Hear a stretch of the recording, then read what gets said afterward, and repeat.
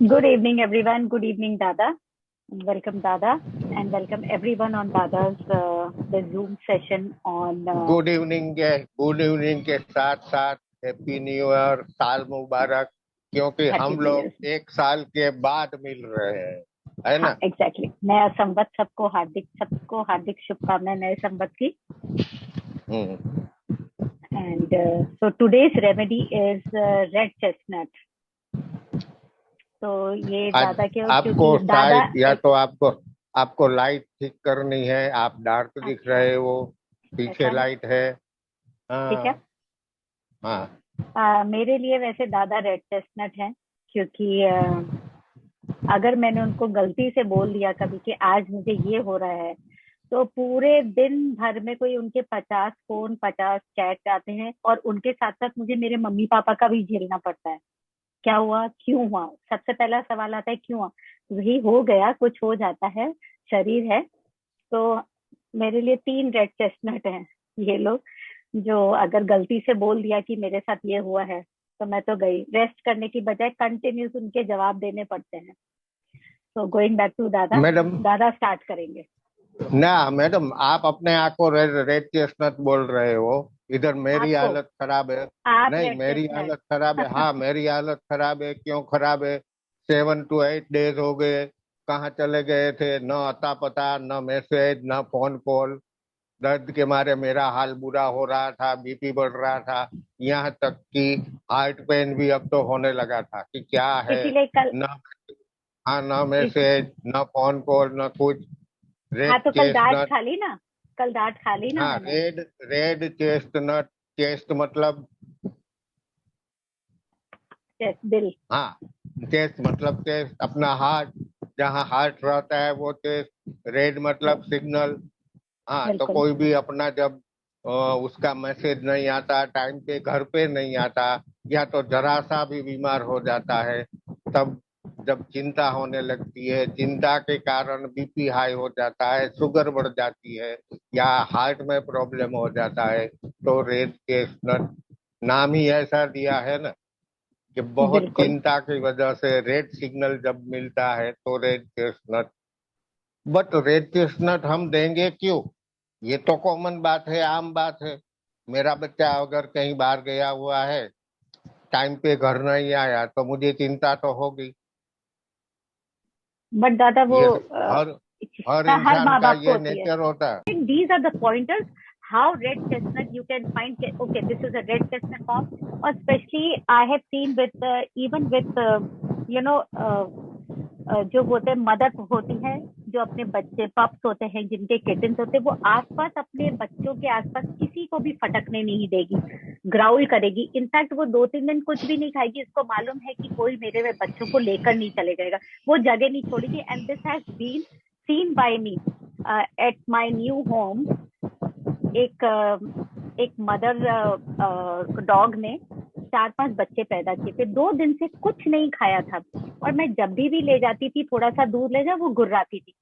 भाई मेरा ये इंटेंशन था कि वो दूध पिए तो उसके बच्चे जीवित रहे, वो भी जीवित रहे.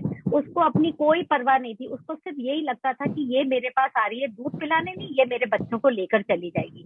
So this is you can see very well. And फिर उस दिन पानी के अंदर मैंने बहुत दूर पानी के अंदर रेड चेस्टनट मतलब पूरी फियर रेमेडी डाली. एंड ट्रस्ट मी, उस दिन पूरे दिन भर में 3 बार, और अपने सर्वेंट को बोला इसके पानी में ये डालते रहना और हर 1 घंटे में उसको देना. शाम तक उसका फोन आया कि मैडम वो दूध पी के थोड़ी सी इधर उधर चली गई, मैंने बच्चों के उधर भी दूध रख दिया. This was a wonderful case actually done by me. और मुझे इतना अच्छा लगा. मैंने इनफैक्ट शाम को दादा को फोन करके कहा कि दादा फाइनली उसने माँ ने भी दूध पिया और उसने अपने बच्चों को भी like you know now she is little less panicky. So red chestnut, the wonderful part about red chestnut is that the bark extract, उसकी जो छाल होती है उससे फियर के साथ साथ जो फियर के साथ साथ बुखार आता है, it is very wonderful remedy. बुखार भी चला जाता है उससे, उसकी बार्क एक्सट्रैक्ट से. उसी तरीके से the seed extract it is used for varicose veins. Sometimes I don't even से कि कई बार होता है कि वेरिकोज वेन्स हो गए हैं. तो आई वाज वंडरिंग कि दादा ने ये रेड चेस्टनट क्यों डाला है उसके अंदर. फिर धीरे धीरे ही वुड टीच कि इसकी जो सीड्स एक्सट्रैक्ट होते हैं they are used for varicose veins also. So many a time तो कोई भी चीज के लिए कभी भी कोई रेमेडी डाल देते हैं, आई एम परप्लेक्स कि क्यों डाला है आपने ये। फिर वो समझाते हैं कि इसके सीड एक्सट्रैक्ट के अंदर इतनी मेडिसिनल प्रॉपर्टीज हैं, it is very good for varicose veins. Like this he keeps teaching us कि you can mix any remedy with anything because they don't have any side effects, but you should know everything about that particular remedy। उसके पूरे पेड़ के बारे में आपको जानकारी होनी चाहिए so that it becomes easier for you to use कि उसको mix and match कैसे कर सकते हैं। It is just about how innovative you can be। Only when you can be innovative when you understand the whole plant in a crux, इन वे की उसकी leaves क्या काम आ सकती हैं, उसकी सीड एक्सट्रैक्ट कैसे काम आ सकते हैं, उसका बाग किस हिसाब से काम आ सकता है। In fact if I am not wrong he even taught us कि रेड चेस्टनट के अंदर बीटा एस्किन होता है which is a medicinal component, और ट्रेडिशनली इट वाज यूज उसका फ्लूइड लीकेज जो होता है टिश्यूज के अंदर उसको और इंसान का नहीं, और इंसान का ये नेचर होता है। तो हम रेड चेस्टनट देंगे तो क्या वो बेपरवाह हो जाएगा, नहीं आया तो नहीं आया, जाने दो, हमें क्या करना है, ऐसा होगा क्या? नहीं दादा, वो बात नहीं है।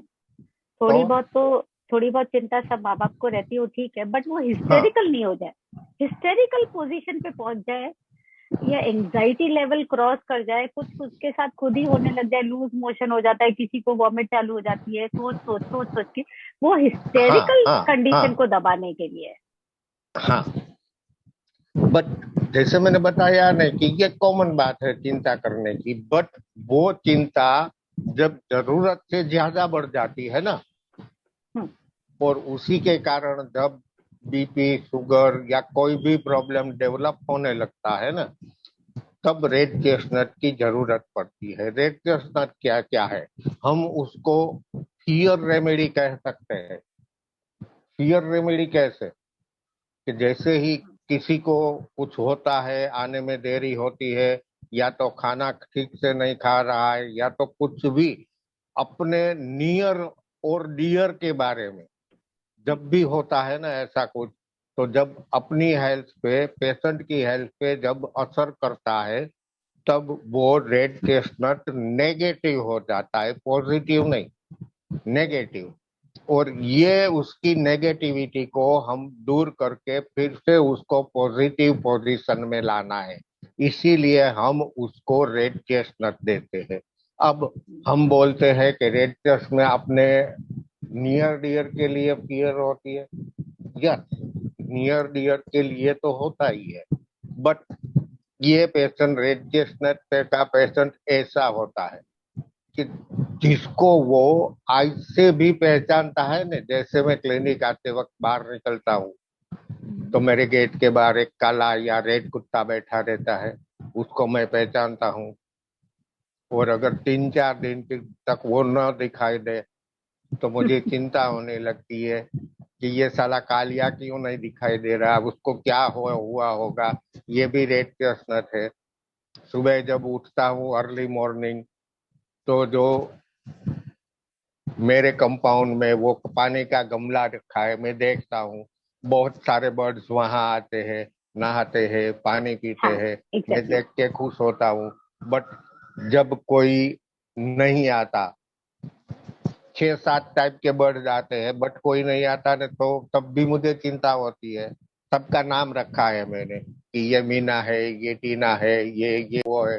तब मैं सोचता हूँ कि ये अभी इतने दिनों से क्यों नहीं दिखाई देती, या तो दिखाई देता। बर्ड्स में तो हम पहचान नहीं सकते कि दिखाई देती है या दिखाई देता है। कोई कोई बर्ड पहचाने जा सकते हैं कि ये मेल है, ये फीमेल है, तब भी चिंता होती है। ये चिंता जब ओवर सेंसिटिव, हाँ, ये चिंता जब जरूरत से ज्यादा बढ़ जाती है और अपनी हेल्थ में जब वो असर करने लगती है ना, तब रेड चेस्टनट। अब रेड चेस्टनट क्या हम क्या कहेंगे, किट किट करती मॉम। आप भी करते हो ना अपने बच्चों को? हाँ, जैसे कि कई बार पिकनिक पे जा रहे हैं तो आप सुबह से स्टार्ट हो जाते हो, ठीक से जाना, संभल के बैठना, बस में जा रही है तो बाप विंडो से बाहर हाथ मत निकालना, टाइम पे खा लेना, टाइम पे पी लेना, जो अनजान सा वाटर है वहां मत जाना, कहीं पे चढ़ना मत, कहीं पे जंप लगाना मत। आप उसके लिए लव है, उसकी चिंता है, इसके लिए बोल रहे हो, और बच्चों को क्या लगता है कि मॉम किट किट कर रही है, जब तक बिल्कुल मेरी बस दादा। स्टार्ट नहीं हो जाएगी ना, इसका ये किट किट बंद नहीं होगा। और जैसे ही बस स्टार्ट होती है वो हाथ करके बैठ जाती है, बट आपकी हालात वो ही बनी रहती है जब जब तक तक वो वापस शाम नहीं को आते। रिटर्न। हाँ, नहीं एग्जैक्टली। आती, आपका टेंशन बढ़ा रहता है, आपका बीपी बढ़ा रहता है।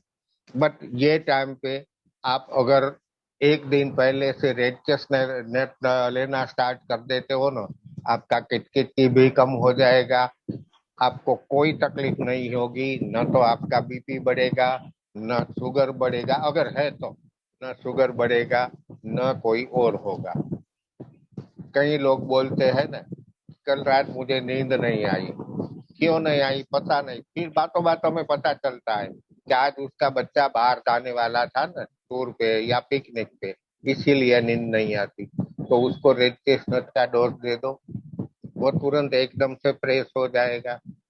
ये है रेड चेस्टनट। रेड चेस्टनट को हम फियर रेमेडी क्यों कहेंगे? इसमें कहाँ फियर आया? आया ना दादा, ओवर फियर, कहाँ ओवर आया? एंजाइटी कि because they think worst, worst situation think करने लग जाते हैं। वो डर ही तो है, डर के मारे ही इंसान हाँ, वर्स्ट सिचुएशन में जाता है। हाँ, कि मेरे बच्चे को कुछ हुआ तो नहीं होगा, बस का हम्म। एक्सीडेंट तो नहीं हुआ, वो कहीं गिरा तो नहीं होगा। ये वन टाइप का फियर उसको लगा रहता है। और वो भी फियर कैसा? अपने नियर एंड डियर जैसा। हम्म। अब समझो, मुझे नहीं पता, मैं जो अब कह रहा हूं ना, इसमें रेड चेस्टनट आएगी या नहीं आएगी, बट कोई जीएफ और बीएफ है और मिलने के लिए बुलाया है कि शाम को 6 बजे ये गार्डन पे आ जाना। अब लड़का और लड़की वहां तो एक पहुंच गया और दूसरा टाइम पे नहीं आया, 10-15 मिनट लेट हो गया, और अब वो एंक्सियस हो जाता है, इधर उधर घूमता रहता है। तो वो रेटेस्ट में नेट में आएगा, होली में आएगा, चिकोरी में आएगा, कहाँ पे आएगा वो? वो ज्यादा मिक्स फीलिंग्स में आता है। रीजन क्या है मिक्स हाँ। फीलिंग्स का? कि नेगेटिव हम्म, सोचेगा कि उसको कोई और तो नहीं मिल गई, या उसकी मम्मी ने पकड़ हाँ, तो नहीं लिया, बहुत सारी चीजें हाँ, सोच सकता है वो। हाँ, हाँ, बहुत हाँ, सारी। और चिकोरी भी सबसे हो पहले सकता है, फिक्री होगा चिकोरी भी मोस्ट हो प्रोबेबली। सकता है, होली हाँ, भी हो सकता है, और वो रेड ज्यादा चेस्टनट आएगा। भी हो सकता है। हाँ, अगर रेड टहलते चेस्टनट इधर टहलते वो, हाँ, वो खुद अगर उसका बीपी बढ़ जाता है कि क्या हुआ, क्यों अब तक नहीं आई, मोम पापा ने ना बोला होगा, पकड़ी गई होगी, क्या होगा, पकड़ी तो रेड गई। चेस्टनट है। हाँ, बट गुस्सा हो एग्जैक्टली। जाता है कि मैंने 6 बजे बोला था, अभी तक क्यों नहीं आई, तो बीच हो जाता है, उसको राइट। आना ही था, चिकोरी भी हो सकती है। ठीक है। बिल्कुल हो सकती है, और किसी और के साथ है तो नहीं तो वो जेलेसी भी हो सकती है, बहुत सारी चीजें हो सकती है इसमें। हाँ, बट अगर समझो, मेरी लड़की की अभी शादी हुई और मैं सोच रहा हूँ कि मेरी बच्ची ससुराल में कैसी होगी, कोई उसको परेशान तो नहीं करना होगा, उसको खाना पीना ठीक से तो मिल रहा होगा, तो बिल्कुल ये कौन सी बिल्कुल। रिमेडी में जाएगा? ये भी आएगा इसी में ही दादा, हाँ, ओवर ये भी थिंकिंग। रेड टेस्ट में ही जाएगा। बिल्कुल आएगा, ठीक है। बिल्कुल। खास हाँ, करके ना और उन माओं के लिए है जो हाँ, जो बोलते हैं ना कि अच्छा मेरा बच्चा बैठा है, उनको मालूम है उनको क्या थूक थूक के खिलाने की आदत होती है, ओवर ईटिंग। तो बच्चे की हैबिट बन जाती है। बट जिस दिन होता है कई बार, एज किड्स आर ग्रोइंग, तो किसी दिन कम खाना खाया और या अपनी मनपसंद चीज नहीं खाई, तो इंस्टेड ऑफ थिंकिंग कि my kid is growing, his liking is getting different, they will think आज उसकी तबीयत ठीक नहीं है इसलिए वो नहीं खा रहा है। तो वो हमेशा नेगेटिव जो सोचेगी अपने बच्चे के बारे में कि ऐसा इसलिए हो रहा है कि ये हो रहा है, that is red chestnut thinking of the worst. ये नहीं सोच सकती कि है ना, हो सकता है बड़ा हो रहा है उसकी टेस्ट चेंज हो रहे हैं, या हो सकता है उसका पेट भरा हुआ होगा बाहर से खा के आया है, या उसको भूख नहीं है। ऐसे पॉजिटिव सोचने की बजाय अक्सर रेड चेस्टनट मॉम नेगेटिव सोचेगी. Think of literally parents become hysterical और उनको खुद को anxiety issues in various forms आने लगते हैं. किसी को डायरिया होता है. For example, why I am calling it, because this happens with me a lot. कि अगर ओवर एंजाइटी हो जाती है, either because of my travel issue कि मेरे बच्चा कहीं और से आ रहा है या मैं भी कहीं जा रही हूँ, तो मुझे वॉमिटिंग इश्यूज हो जाते हैं for no reason. You know, it is blown out of proportion. So then I call it, this is hysterical with anxiety. They will fuss and fret. मतलब ये किया वो किया, तुमने ऐसा किया होता तो ऐसा हो जाता है. You know, they will unnecessarily fuss and fret over their kids or over their loved ones and hold responsible to whom? Their partners. Basically family में ये होता है. कई बार fathers होते हैं ना, तुमने अगर उसको टाइम से बोला होता तो वो घर टाइम से आ जाता है. You know, they will hold their partners responsible because they are fussing and fretting over their kids. कई बार we know that kids generally अपनी माँ को बता के जाते हैं कि आप है ना पापा को हैंडल कर लेना. नॉट बिकॉज कि वो पापा नहीं समझेंगे, it is just because fathers are they are the head of the family and they think this is their responsibility. So they become hysterical कि भाई ये सारी मेरी responsibility है, कुछ हो गया तो मेरे ऊपर आएगा. So naturally, you know, the passing the buck to the other partner is red chestnut. Many a times people ask me ki what is the minor difference between chicory and red chestnut. So I always say ki chicory hota hai, they are overprotective for their kids and they demand in return, मैंने तुम्हारे लिए ऐसा किया, तुम्हें भी तुम्हारा भी कोई फर्ज बनता है. And this is not in the case of red chestnut. They are not overprotective, but they are fearful. They have anxiety issue. There is more of a fear than overprotectiveness. And चिकरी जो होता है, it is all about themselves. वो सब कुछ अपने बारे में होता है. And red chestnut का ये मेन होता है कि it is never about themselves. It is always about a larger picture, can be the world also. उनको पूरे वर्ल्ड की भी चिंता है, उनके पशु पक्षियों की, जैसे कि दादा ने बताया कि बच्चों से लेके पूरे वर्ल्ड तक की चिंता. Anxiety for the world is red chestnut. So when this unreasonable level of nervousness, anxiety, this is called, it weakens their nervous system at times. बहुत ज्यादा होता है तो एक नर्वस सिस्टम में भी वीकनेस आती है. उनका शरीर एकदम निढाल हो जाता है. बोलते हैं ना कि एकदम बॉडी में से जान चली जाती है. This is again red chestnut. And the moment nervousness आती है और नर्वस सिस्टम पे अटैक होता है, तो उनका सोचने समझने की शक्ति बंद हो जाती है. It is equivalent to death because they think of the worst, कि वर्स्ट पॉसिबल यही हो गया होगा मेरे बच्चे के साथ, कि कहीं गिर गया होगा, कोई हड्डी टूट गई होगी. This is because nervous system पे अटैक होता है एंड पूरे हाथ पैर शिथिल हो जाते हैं. बोलते ना कि जान नहीं रही, तो उनको बैठाना पड़ता है कि भाई थोड़ा सा ब्रीथ डीप, सीख पीस. तब हम बोलते हैं कि लंबी गहरी सांस लो, सब ठीक है, कुछ नहीं हुआ. तो यू जस्ट बड़े पेट में गड़बड़ है या इसका कुछ और हो रहा है. This is red chestnut mom. तो पहचानना थोड़ा सा आसान हो जाता है. राइट. आप कई बार पूछते हो ना मुझे, ये मैंने कई बार देखा है, आप फेस देख के पहचान लेते हो दादा आप क्यों, आपके फेस पे गुस्सा आ रहा है. तो वो गुस्से में का कारण भी होता है. जब भी कोई मेरे घर का फैमिली मेंबर, मोस्टली मेरे ग्रैंडसन, थोड़ा सा भी बीमार होता है और कुछ ज्यादा नहीं होता, बट सुबह मैंने देखा उसके नोज से रन्नी नोज हो रहा है और मैं गुस्सा हो जाता हूँ. क्या घर के सभी लोगों को डांट देता हूँ, क्या कर रहे हो आप, दूसरों को रिस्पॉन्सिबल ठहराते. ये रेड चेस्टनट है अगेन. हाँ ये बात है. ठीक है, अब इतना सारा मैंने बक बक तो कर लिया, अब आपकी बारी है. Thank you, Dada. Thank you so much. I will try and translate as much as possible in a better English language, whatever Dada has said. But I always give pet names to all my remedies. So for me, red chestnut is like breathe deep, seek peace. ये उन माओं के लिए या उन लोगों के लिए over sensitive. गहरी सांस लो, अच्छा सोचो, don't think worst. So it is basically a hybrid between horse chestnut और या horse chest ही बोलते हैं उसको, and red buckeye. These both are flowers. तो ये उसका हाइब्रिड है.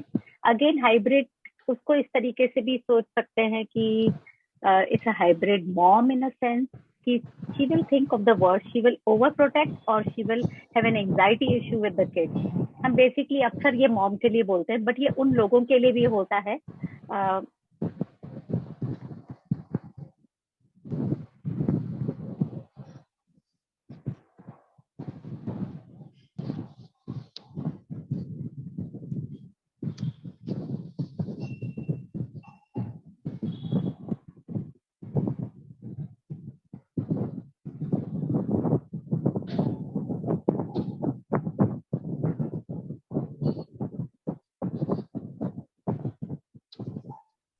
Sorry sorry.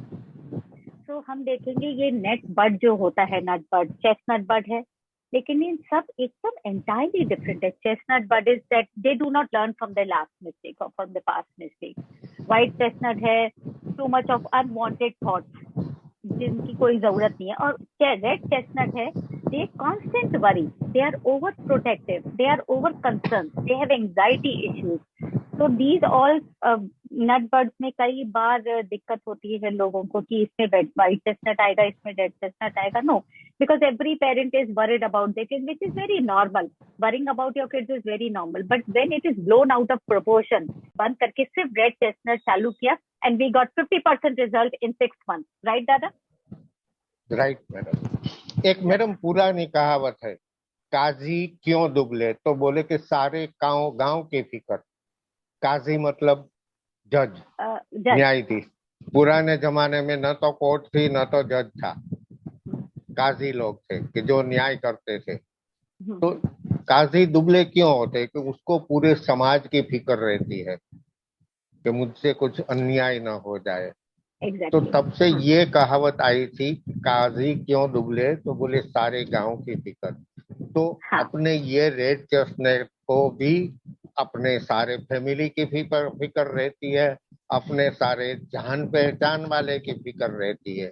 2 दिन से ये क्यों नहीं मिला, अभी वो क्यों नहीं दिखाई रहा, ये कहाँ गुम हो रहा है, ये क्या हो रहा है, ये सब रेड चेस्टनट में जाता है. ठीक है, बिल्कुल दादा. हमारे पास टाइम की कमी है, but I think we have covered everything. किसी को कोई भी क्वेश्चन करना, you can unmute yourself and please ask question. Shabnam ji, sound तो बराबर है, Dada can hear me and I can hear Dada. Sound बराबर है. आई गेस आपके नेटवर्क में कोई प्रॉब्लम है. हमारे वो पड़ोसी देश वाले जितने भी मेंबर्स हैं वहाँ ये साउंड का प्रॉब्लम रहता है. हाँ, थोड़ा रहता है. Hello ma'am. Yes ma'am. Yes, आपका नाम? Sonia. Sonia, can you come online so that. Yes Sonia, I am pinning you. Ma'am actually मेरा ये क्वेश्चन था कि कुछ लोग होते हैं जो उनके साथ रहते हैं, उन्हें उनकी उतनी चिंता नहीं होती, लेकिन जो अपने उनसे दूर रहते हैं उनकी ज्यादा चिंता होती है. मतलब आपके 24 में से 22 घंटे वो सिर्फ उन्हीं के बारे में सोचते रहते हैं कि कहीं उन्हें कुछ ना हो जाए. वो फैमिली को कोई भी मेंबर हो, तो क्या वहां भी रेड चेस्टनट ही देनी पड़ेगी? हाँ, मतलब जो दूर रहता है उसको फिक्र रहती है. मतलब जो दूर है उसके लिए वो जो आपका पेशेंट है उसके दिल में जरूरत से ज्यादा लगाव है. तो यहाँ आप उसको रेड चेस्टनट के साथ साथ में या तो रेड चेस्टनट की जगह चिकोरी दीजिए. जरूरत से ज्यादा लगाव हो रहा है, जरूरत से ज्यादा फिक्र हो रही है. रेड चेस्टनट के साथ अगर टिकोरी देते हो तो आपको रिजल्ट मिल जाएगा. ठीक है दादा, ठीक है. थैंक यू दादा. Welcome Sonia, welcome. Anyone else? Sir, या माय नेम इज अनुराग दर्शन. मैं ये जानना चाह रहा था, दिल्ली से बोल रहा हूँ मैं. अनुराग जी, एक बार आप जो ओके, ठीक है, बात करिए. मेरा क्वेश्चन सिर्फ इतना था कि मैं सीख रहा हूँ अभी. दादा की मैंने पुस्तक मंगाई थी और 4-5 पुस्तकें और पढ़ी मैंने, तो which finds me very impressive. It's really fantastic जो थेरेपी है. कुछ लोग कहते हैं कि दवाई को जो है 4-5 ड्रॉप्स को पानी में मिला के दिन में 3-4 बार लेना चाहिए. कुछ लोग कहते हैं डायरेक्ट टंग पर डालना चाहिए. पहली बात तो जो मिक्सचर है, दादा मैं ग्रुप में भी हूँ, व्हाट्सएप वाले ग्रुप में, तो दादा बताते हाँ रहते हैं, मैं भी सीख रहा हूँ। तो कितनी मैक्सिमम आप दवाइयों का मिक्सचर कर सकते हैं, पहली बात। और दूसरी बात, उस मिक्सचर को पानी में मिला के लेना चाहिए या सीधा टंग पे या जीभ पे टपका भी सकते हैं उसको, बेटर क्या ओके रहेगा? सर। थैंक यू सो हाँ मच। ओके ओके सर जी। जहाँ So there are so many things he knows, और वो हर बार he used to actually I used to get bugged कि इसके अंदर आपने रेड चेस्टनट क्यों डाला है। फिर वो समझाते थे इसमें रेड चेस्टनट इसलिए ज्यादा है क्योंकि इसमें बीटा एस्किन होता है, जो कि ये कंपोनेंट है, मेडिसिनल प्रॉपर्टीज है इसके अंदर। ये लिक्विड जो निकल रहा है टिश्यूज के बीच में से, फ्लूइड निकल रहा है, it can be blood, it can be ooze also, वो रोक देगा। So he has got bundle of things inside him. So it is just about कि हम कैसे extract करा सकते हैं। Many a times लोग बाग इसके अंदर ग्रुप के अंदर सिर्फ पूछ लेते हैं कि दादा इसको ये हो रहा है, क्या रेमेडी देनी है। तो कई बार वो बोलते हैं आप खुद स्टडी कीजिए और बताइए इसमें क्या रेमेडी देनी है। तो please understand, it is not that he is not wanting to tell us, he is just asking you to read everything about red chestnut और एवरीथिंग अबाउट ईच रेमेडी। सिर्फ ऐसा नहीं होता है कि वॉलनट में जो दादा ने 3rd बुक में लिखा है आपको सिर्फ वो पढ़ना है। You are suppose to keep on reading. Doctor Bach ने पूरा पूरा क्या लिखा है, इट इज, ये इतनी सी बुक नहीं है, वो इतनी बड़ी बुक है। बिकॉज डॉक्टर बैक ने सिर्फ उसकी एसेंस के बारे में नहीं लिखा है, उन्होंने पूरे पूरे पेड़ के बारे में लिखा है। तो वो स्टडी दादा की from past 30 years, so you have to read all that to reach there. It is a big task. So do not misunderstand that he is not giving you the remedy when he asks you कि आप study कीजिए और बताइए। आप बताएंगे तो उसके बाद वो खुद ही बता देंगे कि हाँ ये सही है या गलत है। So this is all from my side for red chestnut. दादा back to you. आप क्या कहना चाहेंगे? मैडम आपको 6 महीने पहले का वो ऑनलाइन का पेशेंट याद है, स्किन वाला था, स्किन डिसीज वाला। बहुत टाइम हो गया, कोई क्लू नहीं मिल रहा था हमें। होम्योपैथी दी, बेच फ्लावर दी। फिर जाके जब वो बोला कि मैं अपनी माँ के लिए चिंतित हूँ, तब अभी भी जाके है वो, हमने रेड, हाँ वो तब अभी भी जाके है। हमने रेड चेस्टनट मिक्स किया, तब हमें रिजल्ट मिलने लगा था। Exactly okay. एक पुरानी ये एक शॉर्ट पुरानी एक कहावत, सेकंड, यही केस शॉर्ट में मैं सबको समझा देती हूँ कि इधर रेड चेस्टनट क्यों आया। That patient came to us for the skin disease. Skin disease मतलब heavy skin disease, only eczema, पूरे बॉडी पे इतना ज्यादा सोराइसिस और एक्जिमा दोनों तरह का। एंड फॉर गुड 4 months हमें मालूम था हिस्ट्री में कहीं ना कहीं लोचा हो रहा है, वो नहीं बता पा रहे history properly. But for 4 months, we kept treating him without any result. 5%, 10%, 5%, 10%. And it was getting very frustrating. Finally, after 4 months, of course, I keep taking history very fast, उनको बताती थी क्योंकि मैं सोचने का मौका नहीं देती। तो दादा ने मुझे हिस्ट्री से पहले ही बोल दिया था कि आज आप उससे ये सवाल करोगे और सोचने का मौका मत देना। ट्रस्ट मी, वो पहली बार उसने बताया था कि मैं मेरी माँ के बगैर एक कदम बाहर नहीं रख सकता क्योंकि वो एजेड है, मुझे हमेशा उनकी चिंता होती है। मैं घर से ही बैठ के सारा काम करता हूँ। She is in the other room, I keep peeping in the room कि वो क्या कर रही है, वो ठीक तो है। ट्रस्ट मी, होम्योपैथी मेडिसिन के साथ हमने सारी मेडिसिन, सिम्टम्स मिलते हैं, आप सिंगल भी दे सकते हो। बट मैं हर बार बोलता हूँ ना कि मेंटल सिम्टम्स ऐसे होते हैं ना, कभी अकेले नहीं आते, एक के पीछे दूसरा छिपा हुआ ही होता है। सबका अपना अपना अलग अलग मेथड होता है। बट मेरा एक्सपीरियंस ये कहता है कि कॉम्बिनेशन जो रिजल्ट आपको देगा ना, वो शायद ही आपको सिंगल में मिलेगा। हाँ, बट आप सोचिए कि बेच फ्लावर क्या है। वो कोई मेडिसिन नहीं है, वो एक वाइब्रेशन है, नेचुरल वाइब्रेशन है। तो आप उसको वाटर में भी दे सकते हो, ग्लोब्यूल्स में भी दे सकते हो। ओनली हमारे वो फ्लावर का वाइब्रेशन पेशेंट के बॉडी में जाना चाहिए। रही बात मिक्सिंग की, तो आप 2 से लेके 7 तक मिक्स कर सकते हो। बाद में जाके अगर आपको 8 या 9 मिक्स कर दिया, रिजल्ट लो हो जाता है। make 2 bottles. 4 स्टैंडर्ड, 4 का मिक्सिंग स्टैंडर्ड कहलाता है, बट आपको जरूरत लगे आप 7 तक को मिक्स कर सकते हो। बेच फ्लावर में होम्योपैथी जैसा नहीं है कि ये इसको असर करेगा, ये इसको नाबूद करेगा, ऐसा नहीं है। किसी भी रेमेडी को किसी के साथ आप मिक्स कर सकते हो, बट जहां तक हो सके आपको सिम्टम्स देखना जरूरी है, और इसके लिए आपके पास थोड़ा सा नॉलेज होना भी जरूरी है। अनुराग जी, करेक्ट। अनुराग जी, अगर 4 रेमेडीज की बनाएंगे तो ज्यादा preferably it will be good. और अगर एकदम से जैसे बोलते हैं ना कि अगर एकदम से आपको सर दर्द हो रहा है या कुछ भी वॉमिटिंग हो गई है और उस वक्त एकदम एक्यूट है, तो उस वक्त आधे लीटर बॉटल में अगर 8 से 10 ड्रॉप डाल देंगे और हर आधे घंटे में एक सिप, 15-15 मिनट में एक सिप लेंगे, दैट इज ऑल्सो फीजेबल। या फिर 4 ड्रॉप में डायरेक्ट भी डाल सकते हैं दिन में 3 बार। तो it is, they don't have any side effect, you just have to be literally innovative about it, how it suits your body, and gradually you will learn as per your own experience, because there is no hard and fast rule. Of course, we do prefer that for a longer period of time. If you are taking the medicine, it is always better to take 4 drops thrice a day or 4 times a day to a maximum. So if it is an acute thing कि मुझे अभी एकदम से आधे घंटे में आपको diarrhoea होगा, तो वो थोड़ी ना दिन में 4 बार ही लेगा या 3 बार ही लेगा, तो उसको पानी की बोतल में डाल सकते हैं 8 से 10 ड्रॉप, और हर आधे घंटे में 1-1, 2-2, 3-3 घूंट लेते रहिए, राइट? ये बेच फ्लावर क्या है? Thank you so much, fantastic. बेच फ्लावर जो है ना, बेच फ्लावर होम्योपैथी की सिस्टर है। डोज भी वैसे ही रहेंगे, TDS ड्रॉप्स भी वैसे ही रहेंगे, 4 से 5 ड्रॉप। ग्लोब्यूल्स है तो वो भी वैसा ही रहेगा, 4 ग्लोब्यूल्स या 5 ग्लोब्यूल्स।